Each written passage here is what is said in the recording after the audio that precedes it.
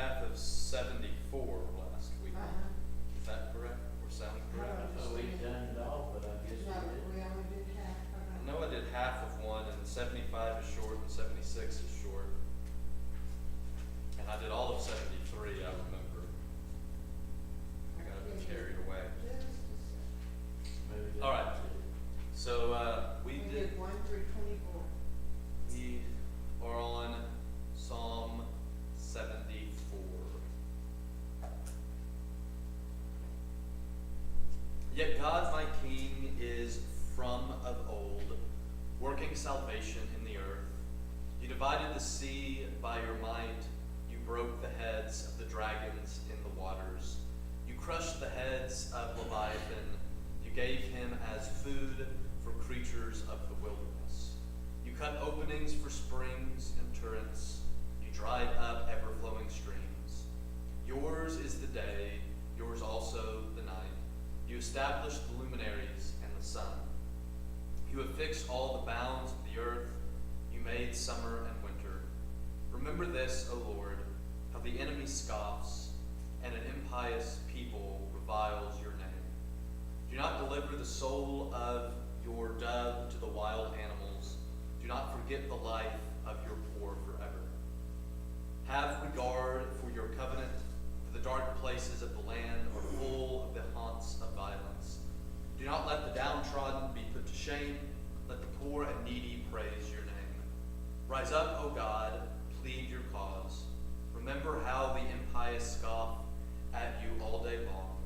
Do not forget the clamor of your foes, the uproar of your adversaries that goes up continually.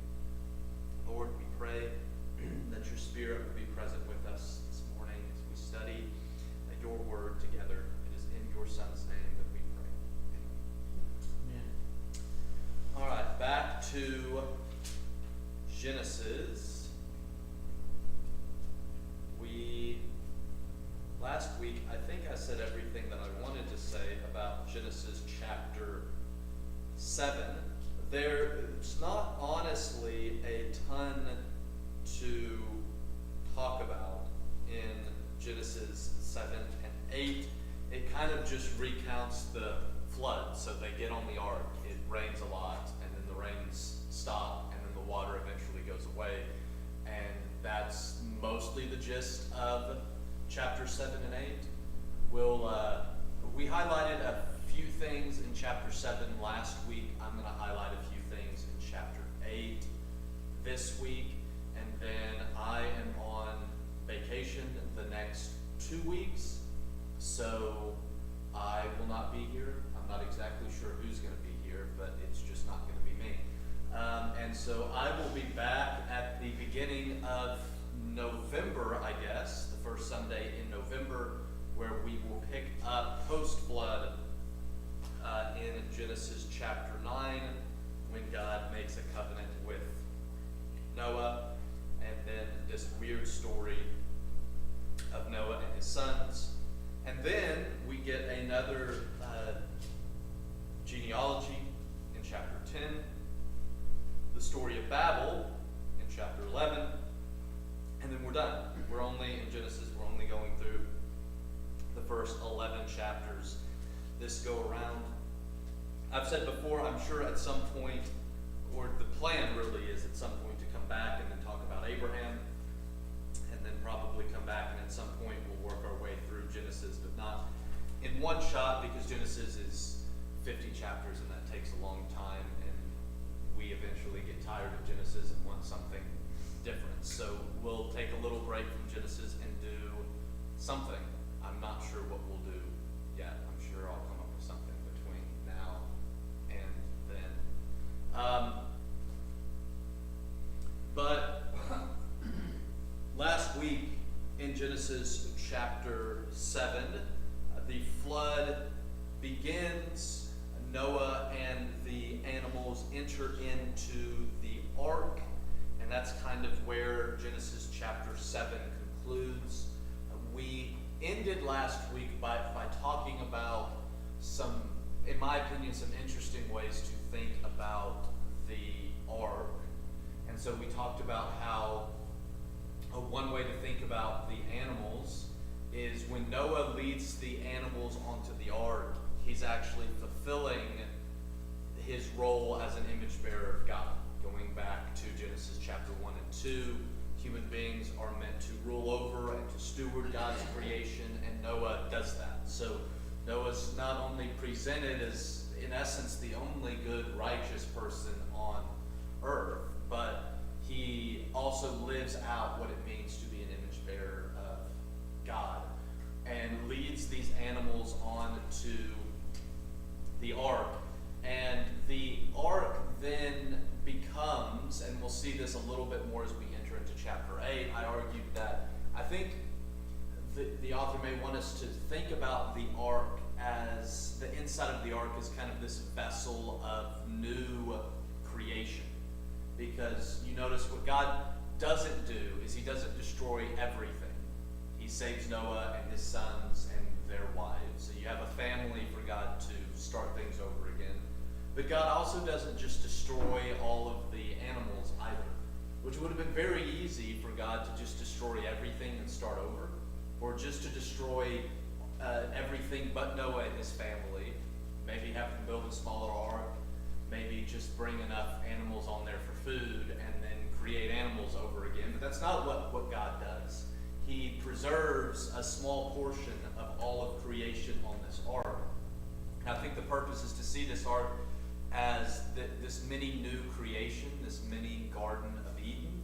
Because when the flood waters come, the picture takes us back to Genesis 1, where the earth is a formless void and darkness is over the face of the deep.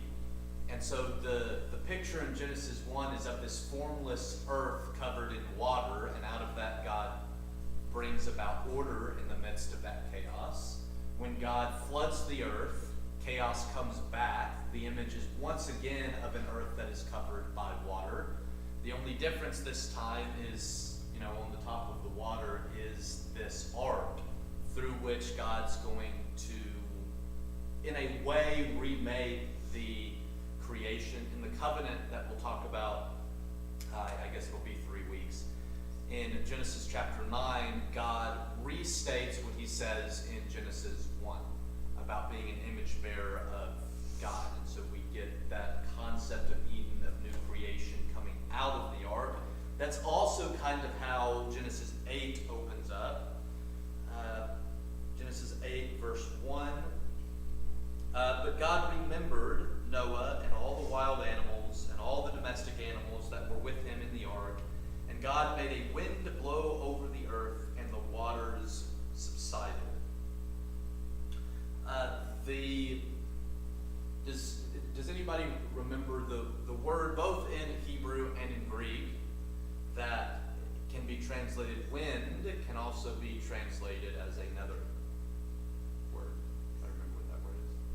Wind, and it's actually 3 things. It can be wind, it can be breath, which kind of makes sense, wind that we produce, but it can also be something that God produces. It can be wind, it can be breath, and it can be spirit. And so when you go back to Genesis chapter 1, and the earth is a formless void, and darkness is over the face of the earth, and most translations say, and the Spirit of God was hovering over the face of the waters. Other translations, this is actually what mine says, the NRSV translates that, and a wind from God was blowing over the waters. And it can rightly be translated either way. And there is, if you wanted to get real in-depth and scholarly about it, there's debates about whether or not that word is intended to be wind or to be spirit. Because our concept as Christians and the New Testament concept of the Holy Spirit as this part of the Trinity, so God is Father, Son, and Spirit, is not really a thing in the Old Testament. So you get mentions of God's Spirit, but the Old Testament doesn't talk about the Spirit in that way. It's much more the idea of the breath of God. And so you could almost translate Genesis 1 and verse 2, God is blowing over the face of the waters, would be a rightful way to translate that as well. Well, not exactly a rightful translation, because wind is a noun and not a verb, but it could carry that sense of God's breath being over the face of the waters. So, for example, in the Old Testament, the Spirit is something that God gives, whereas in the New Testament, it's sometimes something that just acts on its own. But in the Old Testament, it's always something that God gives, and it's always for a small period of time. So you think of us being filled with the Spirit is something that is lifelong. In the Old Testament, God gives His Spirit perhaps to a prophet to speak something prophetically, but the Spirit leaves. The Spirit doesn't always stay on a person. Or the Spirit comes on Saul when he's appointed king to help him reign as king. And when God decides, well, you're not king anymore, the Spirit leaves and it goes on David. And so there's this kind of this interesting thing in the Old Testament. It's almost like God's Spirit can't be on multiple people at the same time, because it leaves Saul, it goes on David, and then it'll leave David, it'll go on Solomon. And God's Spirit kind of moves to whoever's leading the nation. But all of that aside, one of the reasons that it might be better to translate Genesis 1:2 as a wind blowing is because of the connection to the wind here in verse 8, in chapter 8, which I think we're meant to make the connection. So at the very beginning, the earth is covered in water, and there's this wind from God that's blowing over the waters. And out of this situation, God fashions the creation. He brings some order. And again, you get the same thing in the story of Noah. You have the waters again, which bring us back to Genesis chapter 1. And then you have this wind once again that's blowing over the face of the waters that God sends, that in this case it causes the waters to subside. Like God's wind, God's breath, God's Spirit is at work, not just in Genesis 1 to bring about order, but also in this story of Noah to bring some order to the water and the chaos that has covered the earth. You'll notice that there's an interesting depiction here of God again. That's something that is very common in the Old Testament, for the record.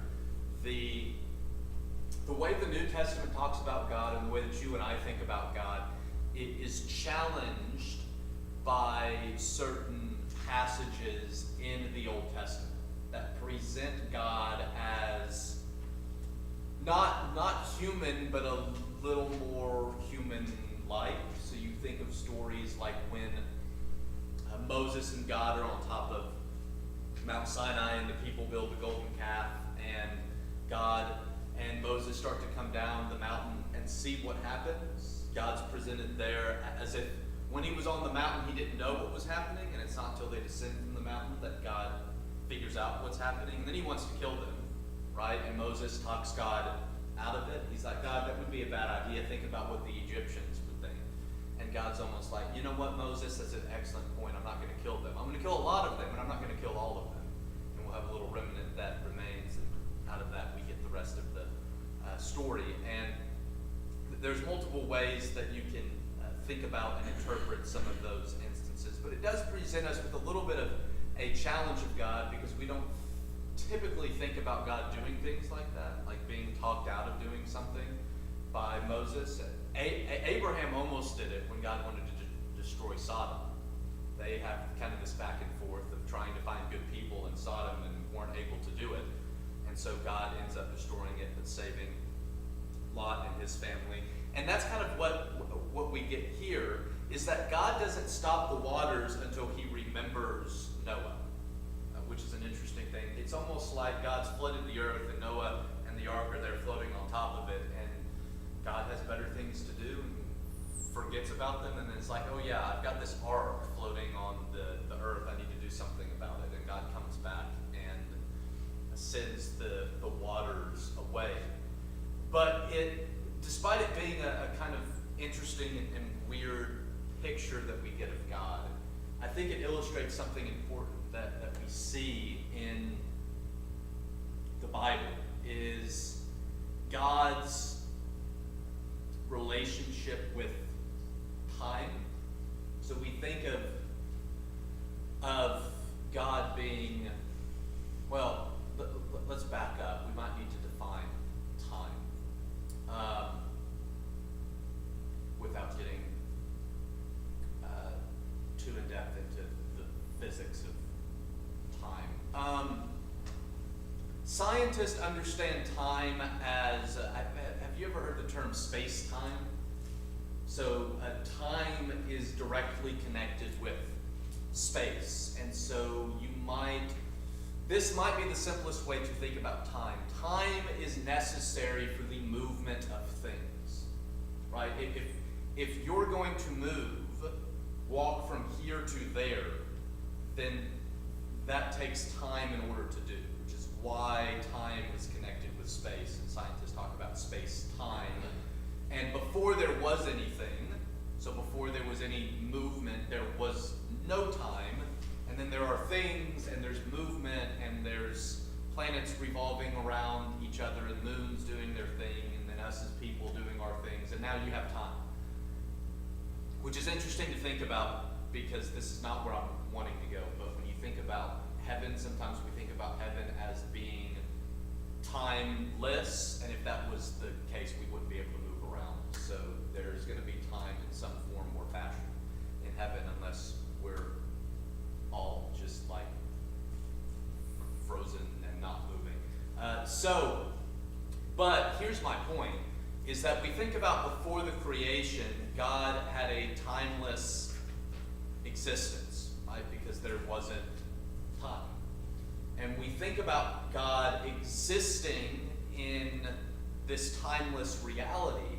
However, once God creates, and God decides that he's not going to be a God who creates, who starts the watch and then leaves and just kind of lets everything do its thing, but God's going to be involved with the creation, right? And we see that in the stories we've looked at so far. So Genesis 2, where God plants a garden and builds a human being out of the dirt, when God causes this flood to happen. And for us, maybe most particularly, we think of what God does in Jesus, God coming into the earth to live.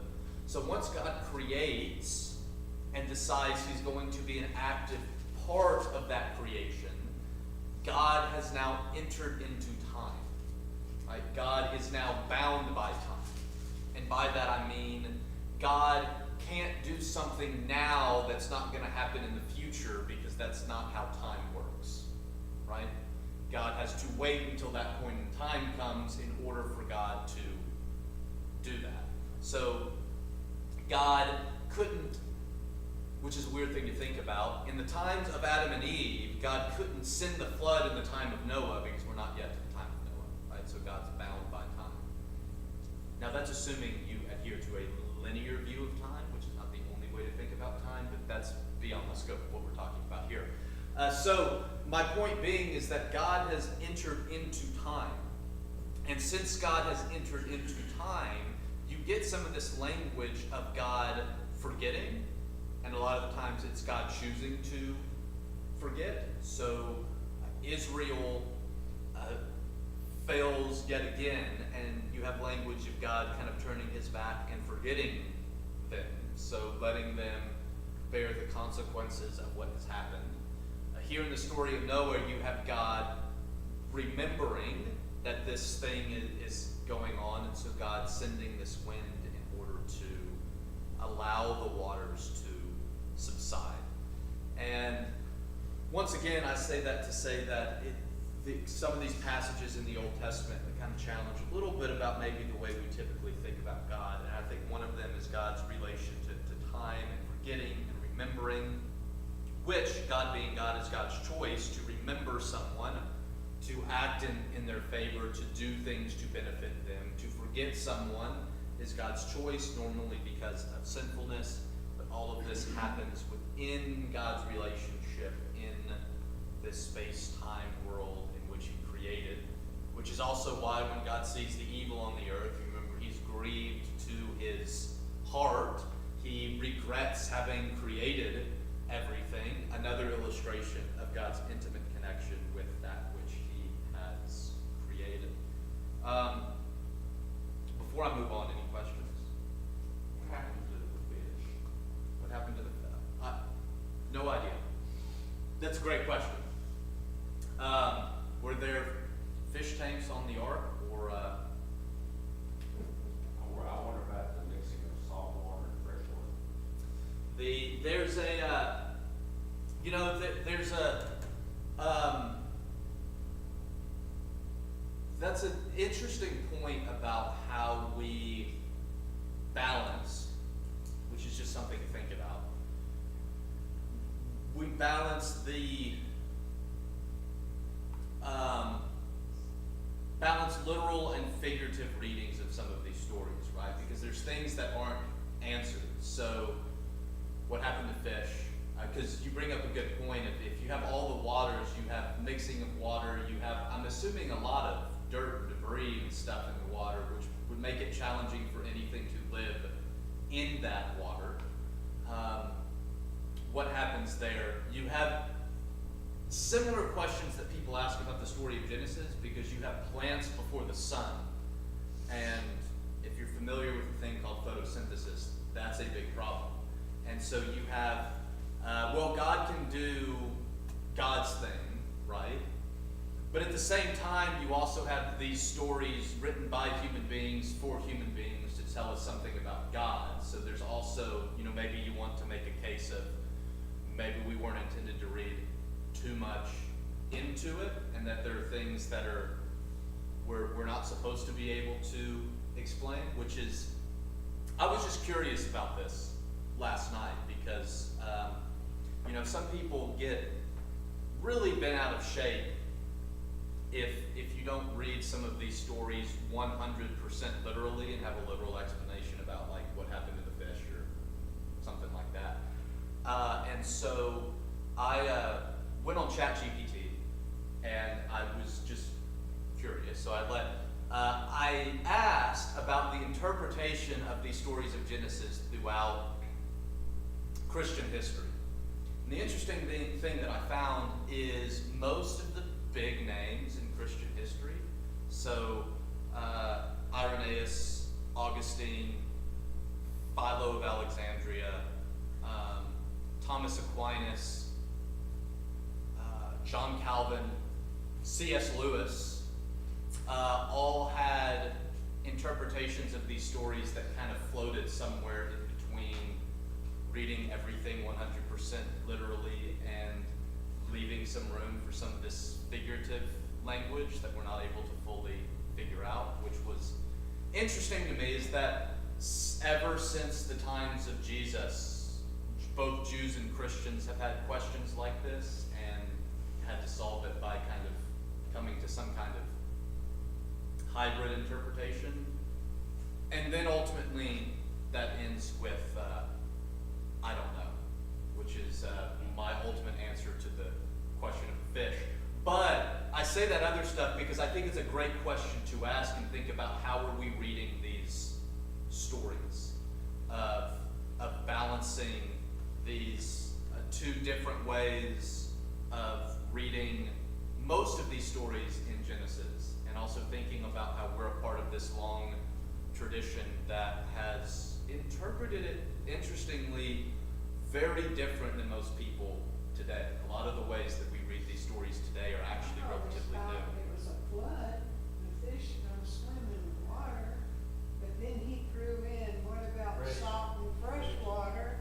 So, Which now I'm getting way off topic, but I want to because I think this is interesting. So I don't know if y'all have ever come across or read anything by Scott McKnight. Scott McKnight is a New Testament scholar, and he's one of the best New Testament scholars around, but he's also very well known for writing books about the church and ministry, and books that are not only scholarly, but also other books that are for just us regular people as well. And I mentioned him because here in mid-November, I'm having him on my podcast to talk about a book that he is releasing. I don't actually know if it's come out yet, but it's a book on deconstruction and about younger people deconstructing their faith and leaving the church. And his argument, as someone who's involved in churches, as someone who's a college professor, and has a lot of interaction with young people who are deconstructing their faith, his argument is that they're deconstructing their faith and they're leaving the church in order to find Jesus. And so his book is called Invisible Jesus, and he argues that what's happened in a lot of churches is we've lost sight of Jesus and placed our eyes on all kinds of other things. And you have a generation of people who just want Jesus. They don't want all the dogmas and the politics and the scandals that have unfortunately come to characterize way too many churches. They just want to follow the Jesus that they find in the Bible, and so they leave the church in order to find Jesus, which, if you think about it, is a sad thing to think about, that so many people don't feel like they can find Jesus in the churches that they've been a part of and have to go somewhere else in order to find Jesus. We could do an entire class about talking about that. My point is this: I agree with his argument. That tends to be my experience of people that I talk to that are leaving the church. It's not because they are leaving their faith behind. It's not because they want an excuse to sin or do this or do that. It's more often because they're trying to find a more authentic connection with Jesus. And I say all that to say because one of the things, there's many, but one of the reasons that a lot of younger people feel like they're missing Jesus in their church context is because of the church's inability to allow for people to ask questions. And I think that some of the questions that we're talking about is the perfect example, because those of us who grew up in the church and have heard these stories, I don't remember the first time I heard the story of the flood. It was probably before I even knew what a flood was, I imagine. I've heard this story for so long, and I realize the grand scheme of what's going on here, of what God is doing, of who Noah is, the whole point of God dealing with evil and saving the righteous person, I get the main points of the story. And sometimes when we get the main points of the story, we don't think any deeper than the main points of the story. And when we fail to think deeper than the main points of the story, and we come across somebody who thinks deeper than the main points, sometimes in the church we try to silence those questions because we don't want to think about them. So the example of you have these general things, but when you think deeper, and there's more questions than just the fish, right? Like how do you get all the animals on the planet onto this one ark? Are we talking about all of the animals in the world, or just certain animals in the world? What happened to the fish? What is their understanding of the word world, right? Which is an interesting question. When they're thinking of the world, they're thinking of it very different than you and I think of the world, because we now understand the whole world. We can actually go out in space and look at the world, right?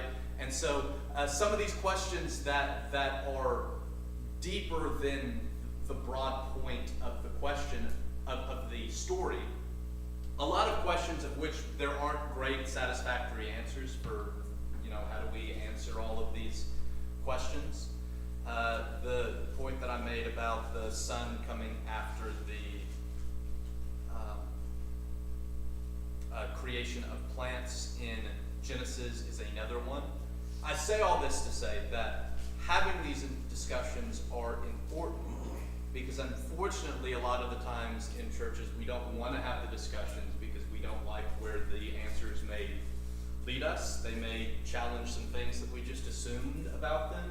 But the problem is our inability to ask these questions, to be honest with these questions, to wrestle and try to answer these questions, is one of the reasons that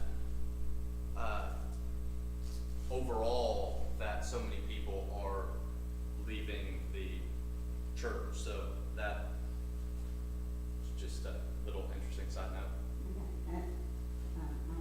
This is my thoughts on what happened with the fish. At some place in the world, I can't remember where, the fresh water and the salt water meet, but we can see pictures where it does not intertwine. God provides that. So I think he put all the saltwater fish on one side and the freshwater fish on the other, and he took care of, like, stay where they belonged. And that's possible. And at the end of the day, I think what's important about these stories is what they say about God. I've said this before. I think the Bible's theological. That is, the Bible is the study of God. And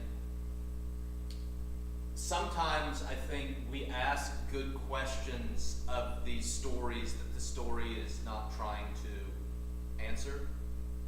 Right? So with our modern scientific understanding of the world, part of that is actually knowing what the entire world is, which the people of this time would not have known what the entire world. So our understanding of the entire world and the entire animal population, which they also wouldn't have fully been able to understand. Our understanding of fish that can live in certain waters versus other waters, which they didn't understand either, right? So we have all of these great questions that the story is not trying to talk to us about. What it is trying to talk to us about, right, is God, and saying something to us about God. I think most particularly in the story of Noah, we see God's intimate, loving connection with the creation, which is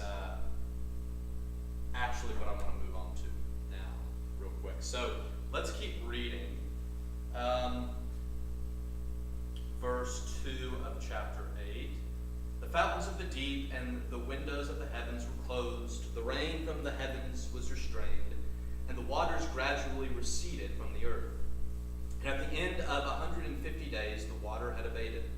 And in the 7th month, on the 17th day of the month, the ark came to rest on the mountains of Ararat. I know when I was a kid, I was taught that the ark rested on top of Mount Ararat. Mount Ararat is not a thing. Ararat is an area, and the mountains make up this geographic area.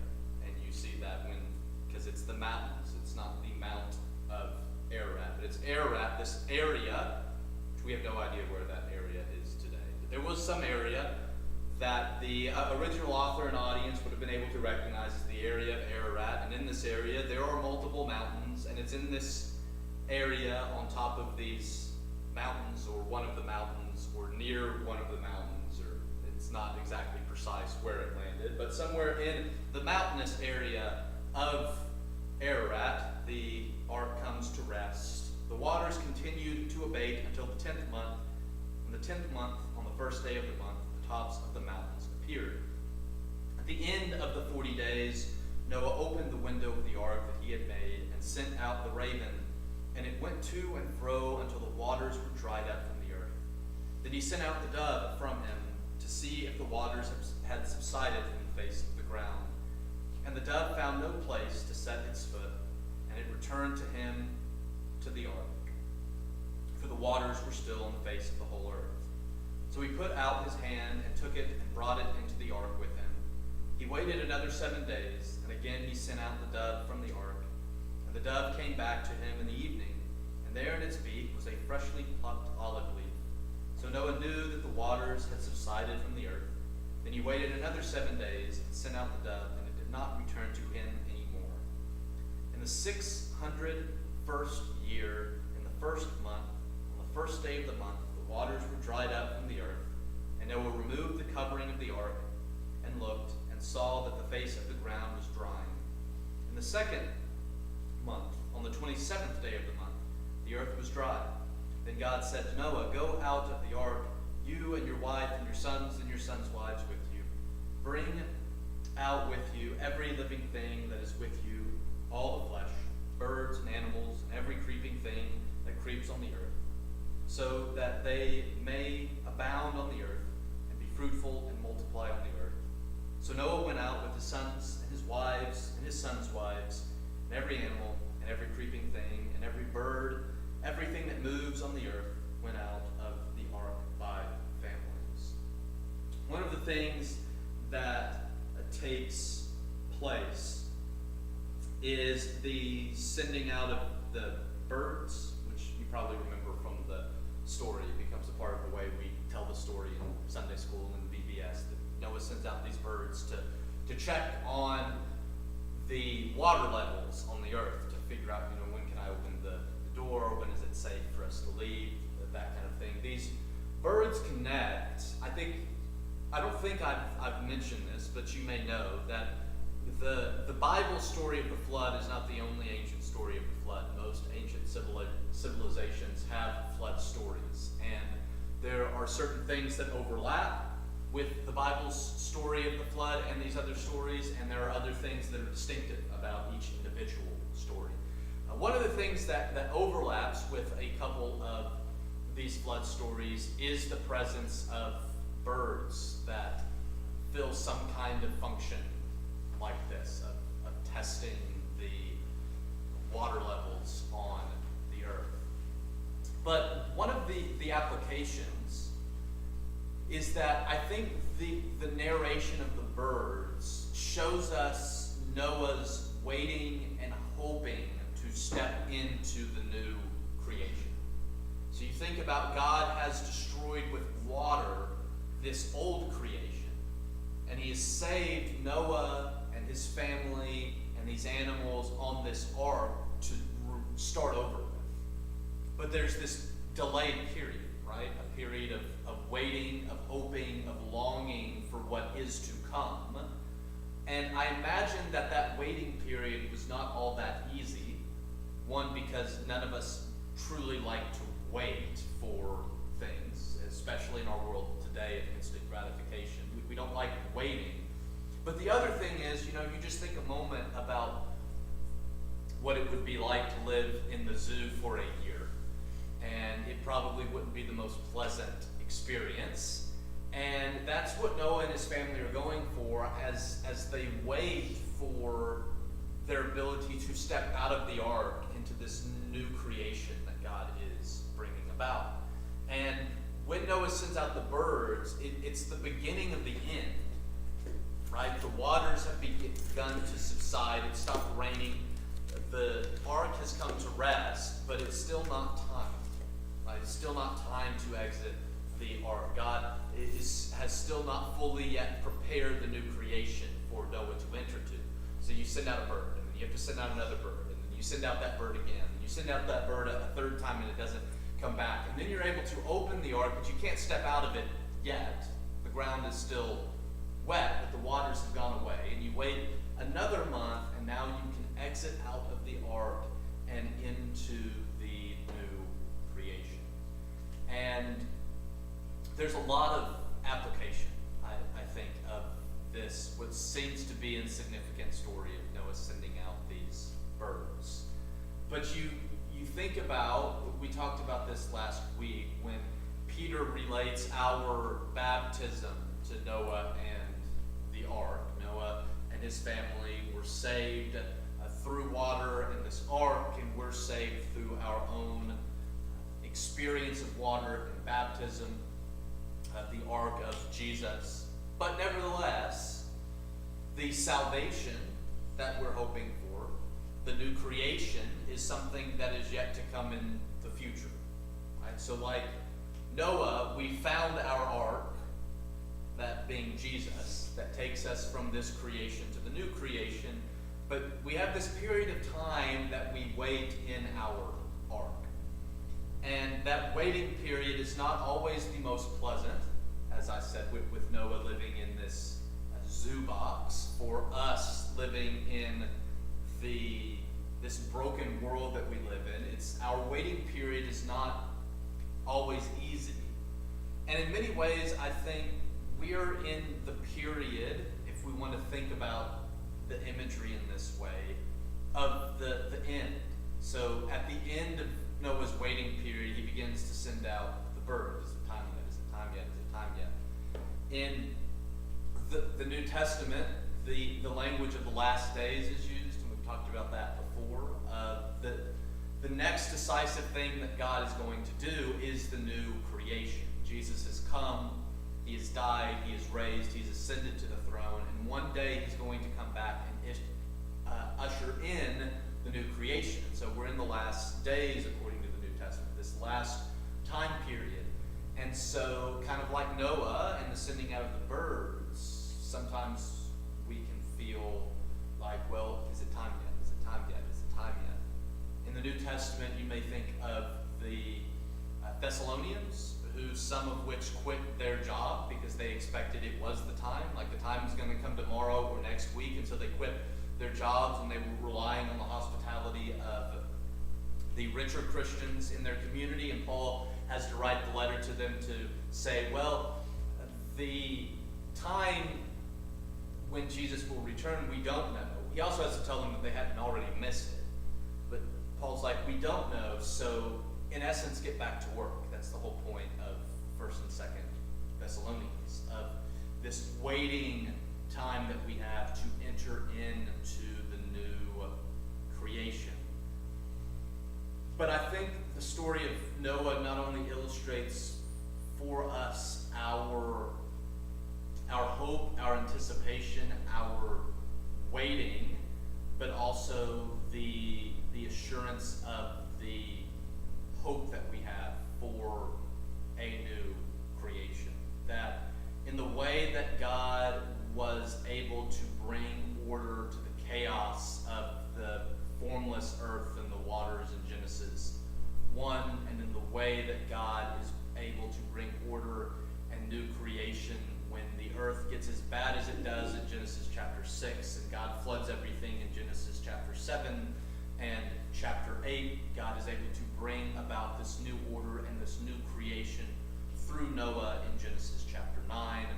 We have a hope, and probably an even greater hope than Noah, of our entrance into our own new creation made possible by Jesus, though we do, kind of like Noah, have to have this little waiting period in the ark where sometimes we're tempted to wonder, is it time yet? Is it time yet? Is it time yet? As Noah sends out those birds.